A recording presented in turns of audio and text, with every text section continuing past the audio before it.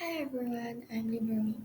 So now I'd like to talk about the question 6.1 in the discussion questions, which is why are formal plans generated? Before I answer this question, I would like to briefly introduce about the formal plans. Formal planning involves a systematic procedures for evaluating various alternatives and creating detailed plans that are officially recognized. It also defines the specific goals that are to be met in a specific time period. So, why are formal plans generated? There are several reasons why organizations generate formal plans. Firstly, formal plans can provide a direction for the organization. A good formal plan can eventually clarify the goals of an organization and establish an overall strategy to achieve those goals. As a result of the implementation of an formal plan, members of the organization will have clear objectives to be fully engaged in their work. This will lead the organization to achieve better financial results and help align the interests of various stakeholders such as employees, customers, investors, and partners. Secondly, formal plans can set standards to facilitate control. Formal plans provide the foundation of all other management functions. By having and implementing the formal plans, the impact of change and conflict will be reduced. This is because formal plans can help clarify the consequences of actions. Moreover, formal plans help provide a framework of decision making, guiding measure in choosing the most appropriate actions to achieve the organization's goal. It also enables organizations to measure success and identify areas for improvement by providing a basis for evaluating performance against set objectives. So, through a formal plan, the employee will not be confused about what to do, and this will save a lot of time and maximize the profit of the organization. Finally, formal plans provide references for analyzing outcomes and learning from both success and failures to improve future planning processes.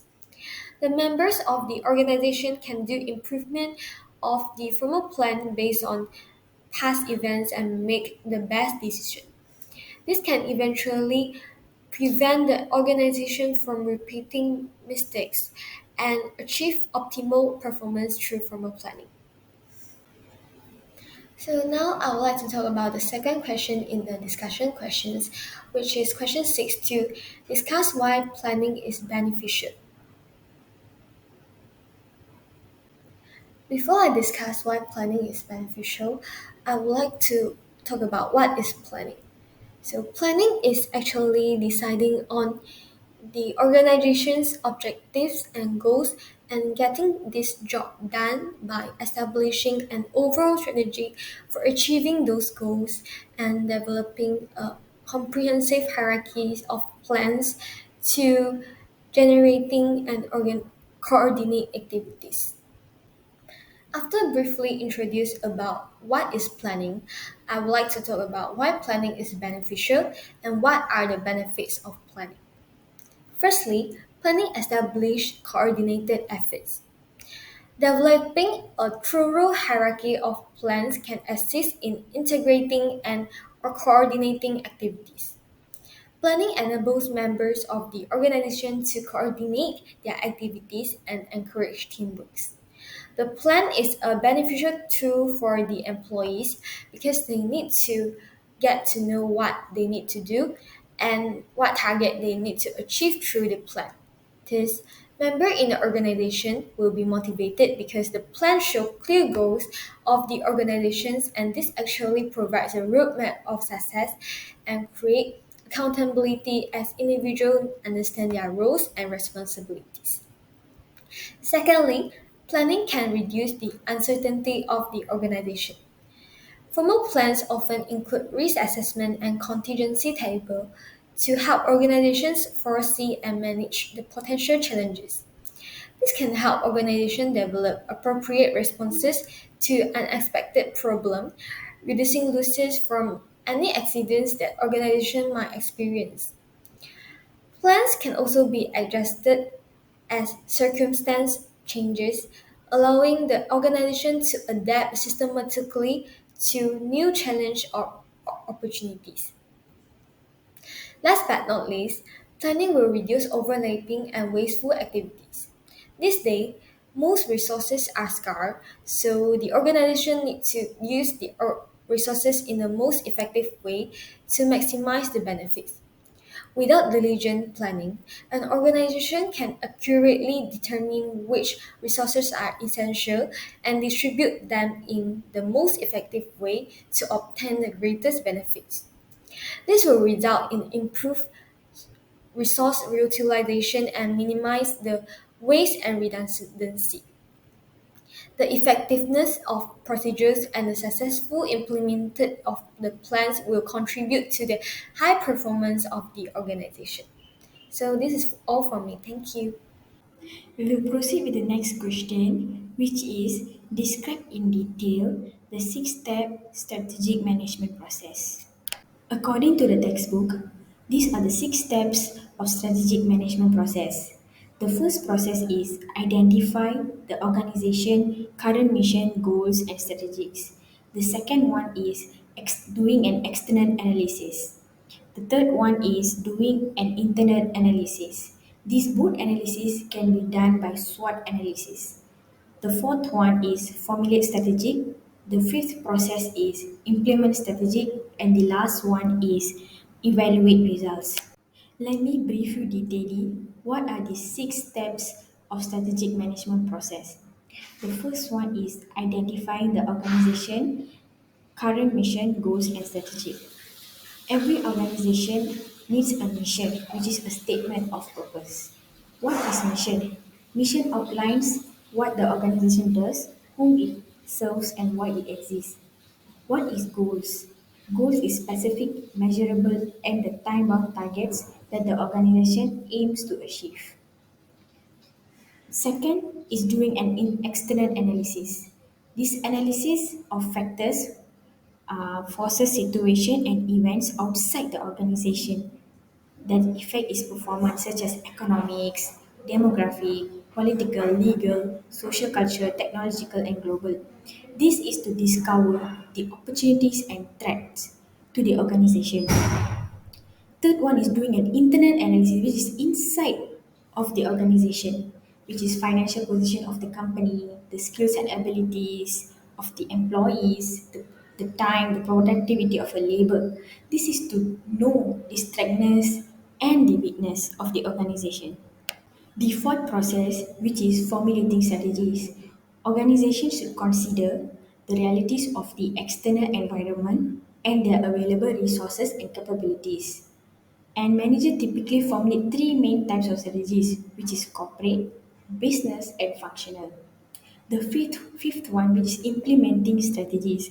Once strategies have been formulated, they must be implemented, no matter how effective an organization has planned and its strategies. Performance will suffer if the strategies aren't implemented properly.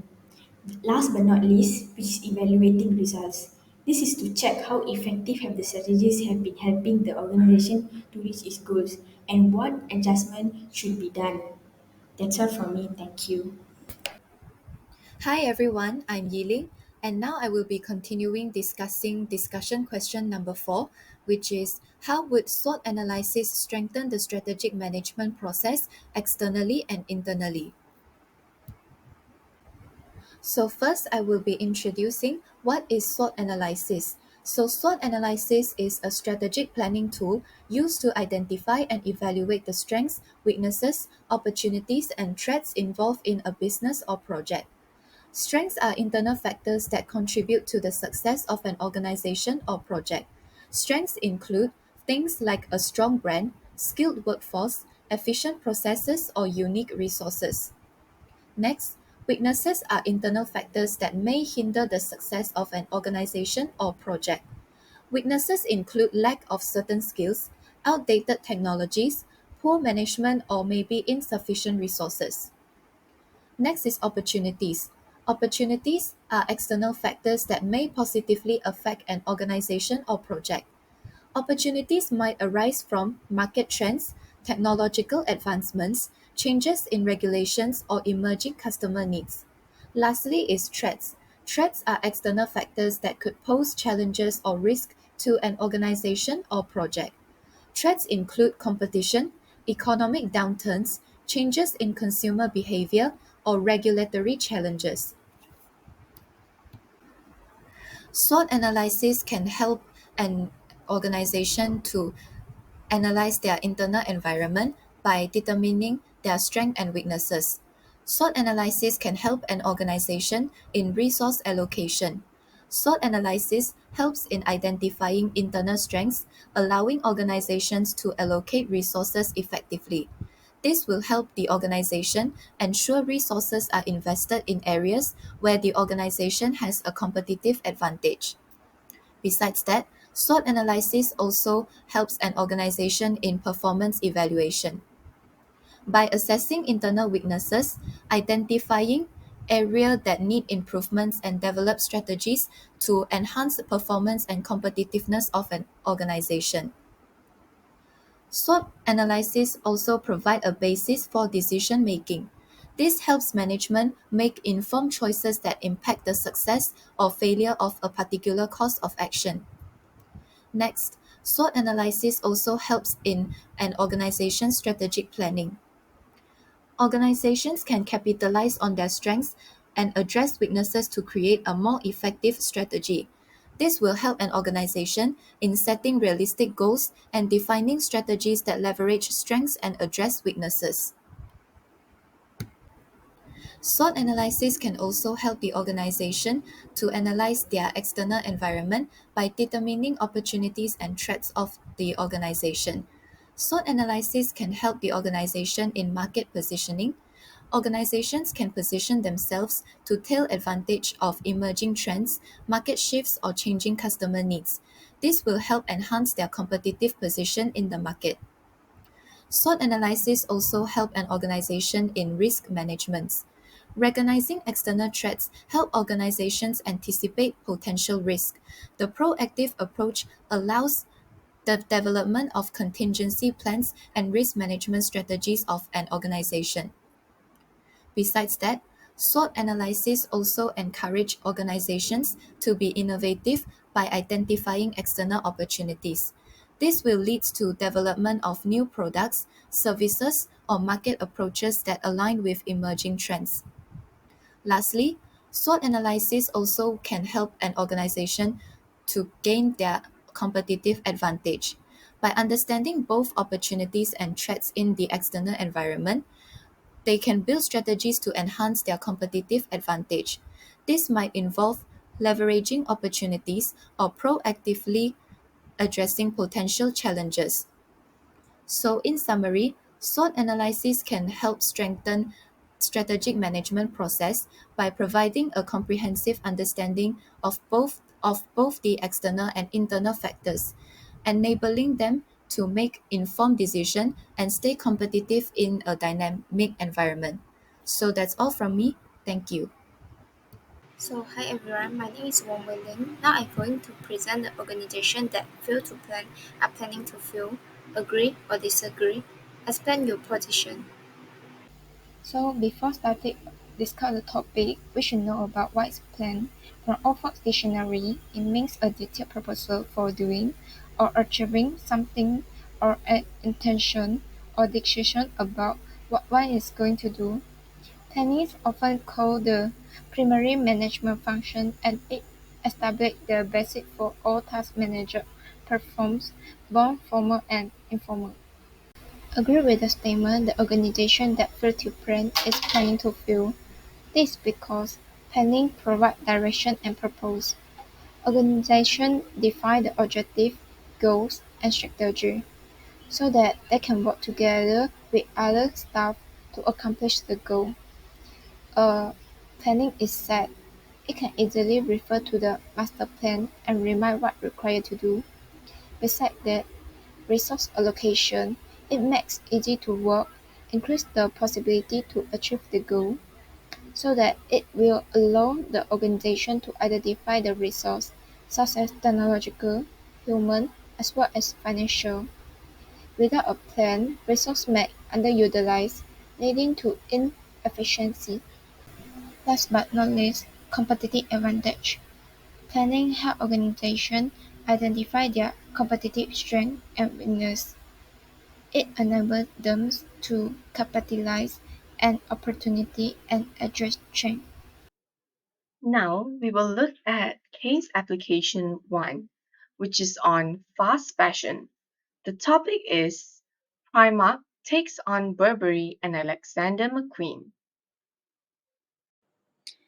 The summary for case application 1 is Parmac began as Pennies in Dublin, Ireland in 1969 and expanded rapidly across the UK and Europe. The company has 287 stores worldwide and employs over 54,000 people. Primark's growth and success are attributed to extensive planning and goal setting. Primark is known for its fast fashion trend and encourage employees to set personal goals and utilize training programs.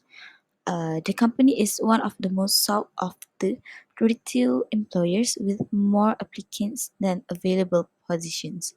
Primark's management training program focuses on buying and sourcing products globally. Next, Primark does not have an online presence but collaborates with online retailers such as eBay and Amazon.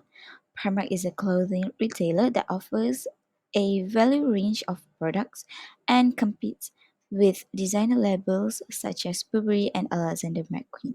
The company relies on public relations, word of mouth, and strategic positioning of stores instead of traditional advertising.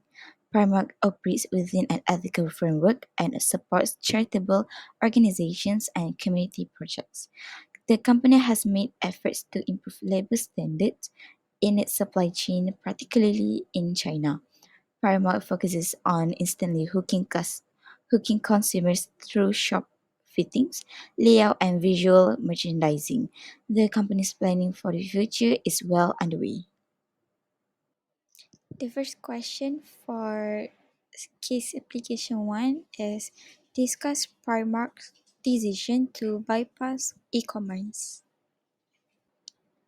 The first one is value-centric business model, where Primark's position itself as a value-driven clothing retailer offering affordable, fast fashion products. The decision to skip e-commerce align with this model.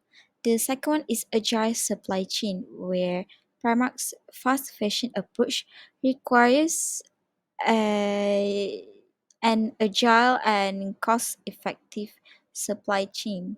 Managing an online retail platform might complicate this process, and the company prefers to focus on its physical stores. The last one is thin profit margins, where Primark's low cost products, often starting at $4, operate on slim profit margins. The company may believe that the substantial initial investment for an online platform would not be economically viable.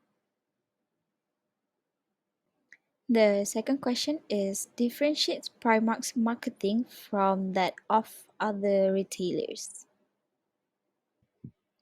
The answer is first one is lack of official e-commerce. Unlike many retailers, Primark does not have its own e-commerce platform. It leveraged third-party online retailers such as eBay and Amazon to reach digital customers while avoiding the cost of managing an independent online sales platform. Secondly is in-store experience. Primark's emphasize creating a compelling in-store experience. The company uses shop fittings, layout, and visual merchandising to engage customers and drive sales, focusing on the strength of its physical stores. Lastly is no traditional advertising, where Primark distinguishes itself by not investing in traditional advertising. Instead, It relies on public relations, word of mouth, and strategic in store positioning to capture customer attention. Hi everyone, my name is Nur Alia and I'll be discussing for the third question. So the question is provide examples of fast fashion chains in your country. How will they cope with competition from an expanding retailer like Primark? For question 1, some examples of fast fashion chains that we have in Malaysia are H&M, Forever 21, Uniqlo, and Zara. The next question is how would they cope with competition from an expanding retailer like Primark? There are some ways. For the first one, ensuring ethical practices and engaging in strategic marketing. Adapting to a local fashion trends, ensuring ethical practices and engaging in strategic marketing could be key elements in coping with the competition from a rapidly expanding global player like Primark. Number two, they can also explore innovative collaboration or limited edition collection. Malaysian fast fashion chains may explore innovative collaboration or limited edition collection to differentiate themselves. Number three, they can invest in sustainable and eco-friendly practices to appeal to a growing environmentally conscious consumer base. Number four, by strengthening relationship with local suppliers and manufacturers.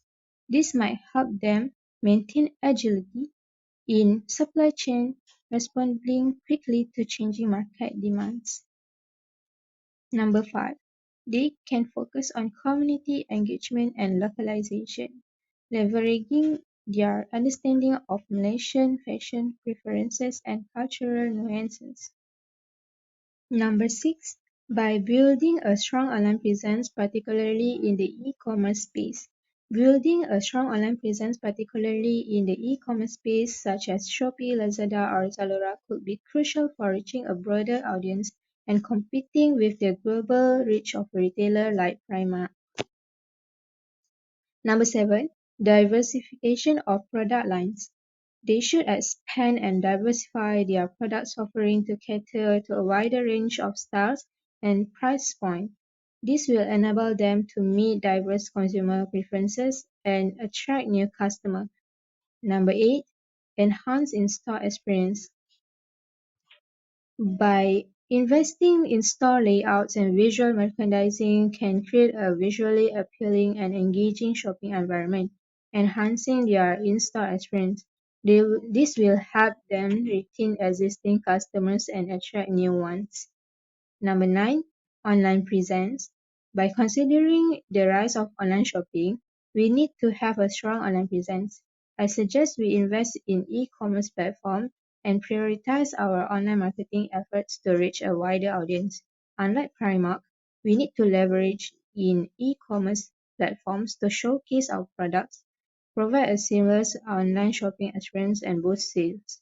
This will help them to stay competitive in the fast fashion industry. And the last one, global expansion. We need to counter to growth of competitors like Primark. These are my thoughts on global expansion. Expanding into new markets can be a game changer for us. By entering untapped market, we can increase our market share and stay one step ahead of the competition. Let's conduct market research and identify potential opportunities for expansion. Hi everyone, my name is Joanne J. Nicholas, and now I'll be discussing the last question for this case.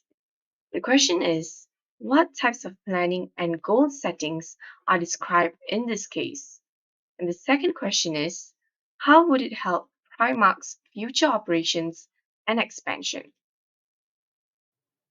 So, for the first question, which is on what types of planning and goal settings are described in this case, there are five main points, which are expansion planning, human resource planning, in store experience planning, ethical sustainability goals, as well as marketing and branding strategy.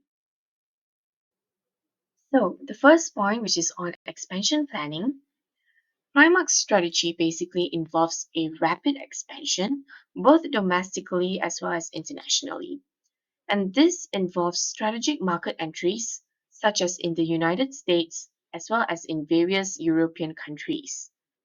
But it's not just about setting up a shop, it's also about the process involving in depth market research, thoughtful location selection, and also optimizing the supply chain for efficiency. Now, Primark conducts extensive market analysis to understand local consumer behaviors and also their preferences. Strategically chooses the location based on their demographic data and also based on foot traffic patterns, and also optimizes its supply chain for efficiency. Now, Primark ensures a tailored as well as a successful expansion process by adapting its product offerings to align with the local tastes and proactively reduce the risk associated with entering the new market. Now, the next point is on human resource planning. Now, Primark's commitment to building a dedicated and skilled workforce is evident in its highly selective hiring process designed to attract as well as retain top talents in the retail industry. Now, this approach ensures that the company assembles a team with the expertise as well as enthusiasm necessary to drive the success of the company. And beyond this recruitment process, Primark also goes an extra mile by encouraging the employees to set and also pursue personal goals. And this not only brings about a sense of individual growth and motivation, but also aligns their personal aspirations with the company's objectives. Primark also invests in its workforce by providing extensive training programs, equipping employees with the necessary skills and knowledge to excel in their roles. So, the focus on attracting top talents as well as nurturing professional development contributes to a dynamic as well as a committed workforce that plays an important role in Primark's ongoing achievement. So the third point is on in-store planning. So Primark places a significant emphasis on crafting a distinctive and appealing in-store experience for its customers. This commitment involves planning of various elements, including the store layouts, shop fittings, as well as the visual merchandising. So, by carefully designing the arrangement of products, as well as optimizing the aesthetic presentation within each store, Primark strive to create a visual, engaging, as well as enjoyable shopping environment. Now, this strategy focuses not only to enhance the overall customer experience, but also to differentiate Primark from the competitors by offering a unique and inviting atmosphere that encourages exploration as well as discovery for shoppers.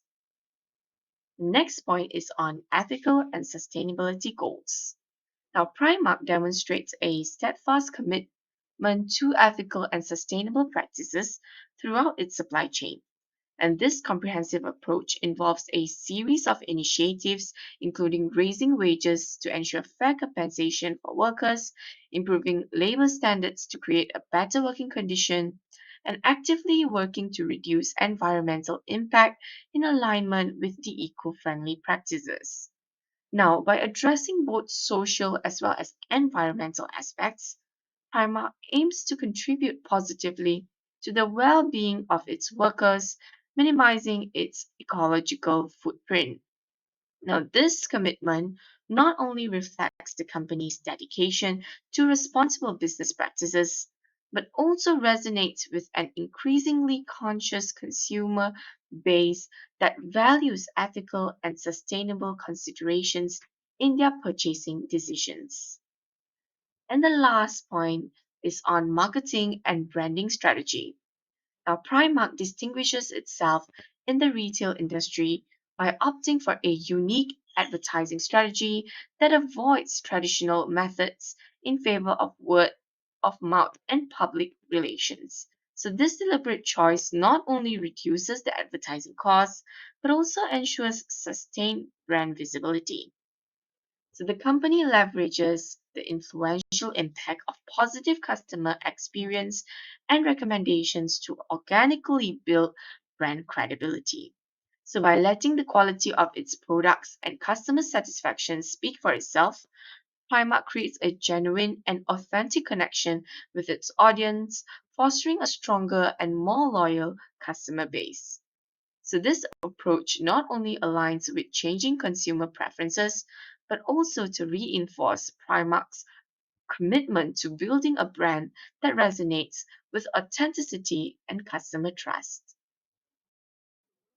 Now, let's look at the second part, which is how would it help Primark's future operation and expansion? So, there are six main points to this question, which are cost control, in store innovation, sustainable practices, partnering with online retailers, supply chain effectively, and also customer centric approach. So, the first point is cost control. Avoiding the costs associated with e commerce allows Primark to maintain a low price positioning in the market. So, by allocating resources more efficiently, the company can support its expansion efforts into new markets and also open additional physical stores. The next point is in store innovation. In store innovation basically focuses on physical retail innovation that enhance the shopping experience for customers.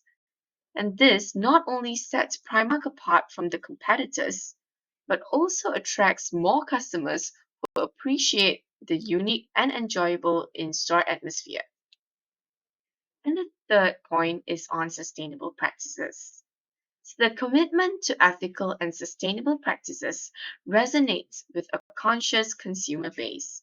So this not only builds customer loyalty among those who prioritize sustainability, but also differentiates that the Primark brand in a market where environmental and social responsibility are increasingly important. Now, the fourth point is on partnering with online retailers. So, through partnership with online retailers, Primark taps into the e commerce market without incurring high infrastructure costs. And this strategic move helps the company to reach digitally savvy consumers, expanding its customer base beyond the traditional channels.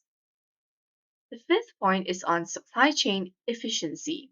So, by emphasizing ethical sourcing and improving the labor standards in the supply chain, Primark reduces the potential risks or the controversies. And this ensures the reliability of its supply chain, supporting a smooth expansion process, as well as maintaining the integrity of its brand. Last but not least is the customer centric approach. The customer centric approach is basically prioritizing customer satisfaction, and employee training contributes to the creation of a positive shopping environment. This results in loyal customers who appreciate the quality of service and motivated employees who contribute to the overall success of the company. That's all from me. Now I'll pass it on to the next presenter. Hi everyone, my name is Yosinchi. Now we are going to discuss case application 2, mapping a new direction. The topic is from a grocery store to an empire. So from this case, we have come out a summary. First, Tesco is one of the largest British multinational grocery retailers with nearly 500,000 employees and annual revenues exceeding £55 billion in 2017. Tesco has over 3,400 stores in many parts of United Kingdom and operates in 11 other countries around the world. Tesco's aggressive but well-planned expansion across the UK and globally, along with strategic acquisitions, established its dominance in the grocery sector. Tesco's success illustrates the values of the of strategy planning, internal and external analysis, and effective strategy implementation to cater to diverse customer needs.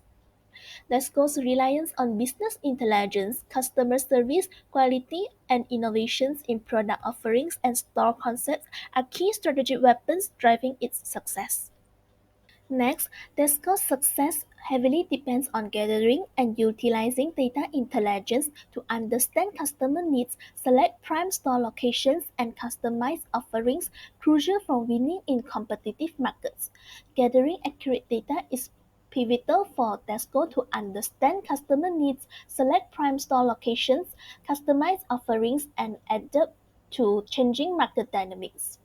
Tesco's renewal strategy involved a shift towards emphasizing quality and customer service while maintaining its value for money traditions, enabling adoptions to changing market dynamics.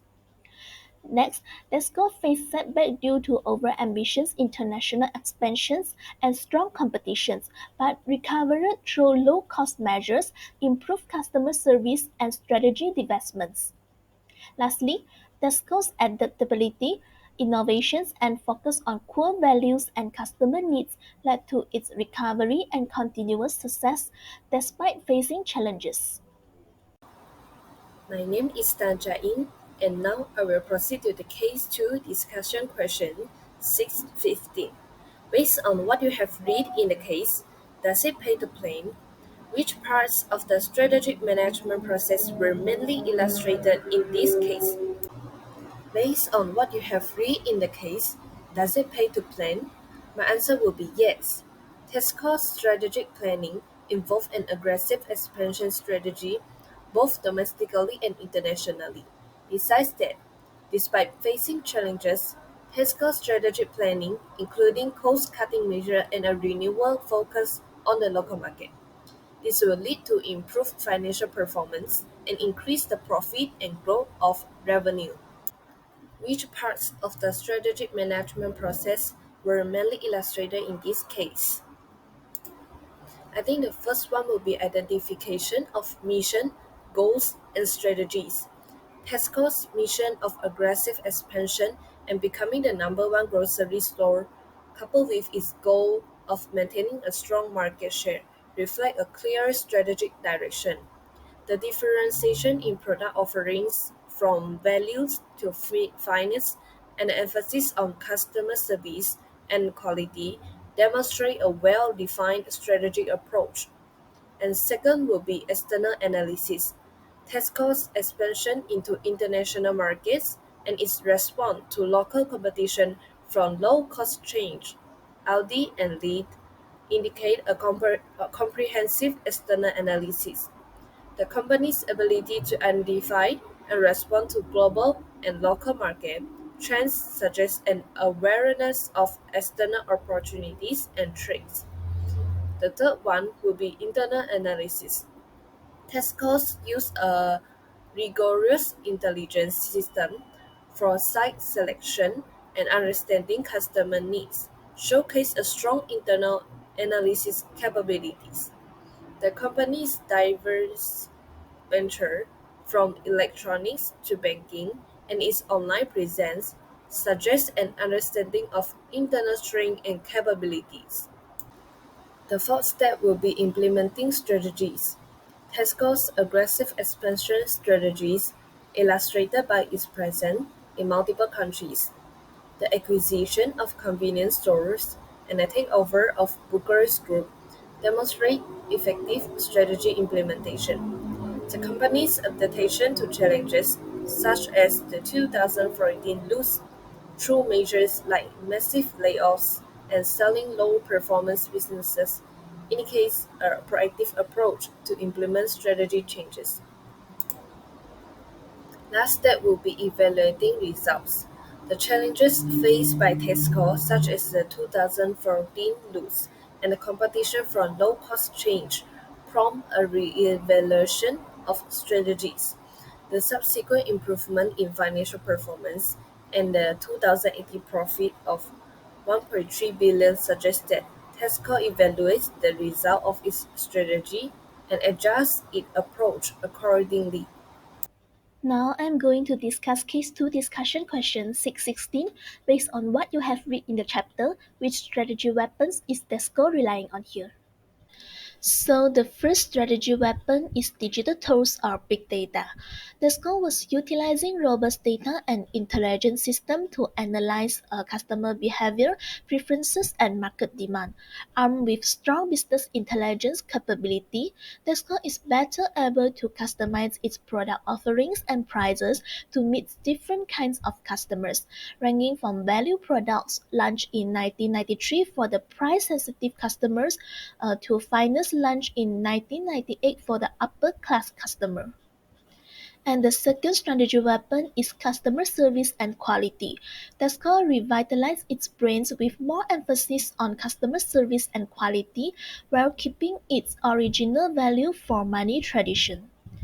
And the third one is innovation. Tesco's innovation spans from product offerings to store concepts. Tesco product offerings have grown from a store selling groceries to a superstore where customers can virtually find anything from electronics to homeware to clothing to beauty products to mobile phones. It's also launched its first petrol stations back in 1973 and ventured into various other types of business over the years, including coffee shops, banking, and electronics. In addition to its varied product offerings, Tesco also leads the way in its online presence thanks to its e-commerce website, which first opened in year 2000 and currently serve more than 500,000 customers each week. Finally, Tesco is also an innovator in its store concepts, opening different types of stores such as Tesco Express based on the different market needs. That's all from me today. Now I will pass to the next member. Hello, so my name is Putrantin Askia and I'm going to discuss about the case 2 discussion question. So, do you believe gathering information is important for Tesco to win markets? Why or why not? So, gathering information, the importance of gathering information. Gathering information is very important for a company like Tesco to succeed in new market because one, knowing customer, it helps them understand what people want to buy, and two, make good plans. It allows them to make smart choices about how to grow their business. Three, staying ahead. It helps them keep up with or stay ahead of other companies. Four, being smart with money. It helps them spend money wisely and save costs. Five, following rules. It makes sure they follow laws and regulation correctly. So by collecting and using information, the company can make better decisions that help them attract more customers and be successful in different places. Next question is, how do you describe Tesco's renewal strategy? Would you change anything about it? So Tesco's strategy is changing and growing. Tesco's strategy is about changing and growing. They added new things like cafes and banking to their stores and started selling stuff online. They also made sure they have different types of stores for different places, like smaller ones for quick shopping. If I could change something, I will make sure they keep their main grocery business good while they try new things. They care more about the environment. They keep changing their stores to match what people in each area need. They use more technology to make shopping easier and faster. Basically, Tesco is trying to stay up to date and give customer what they need.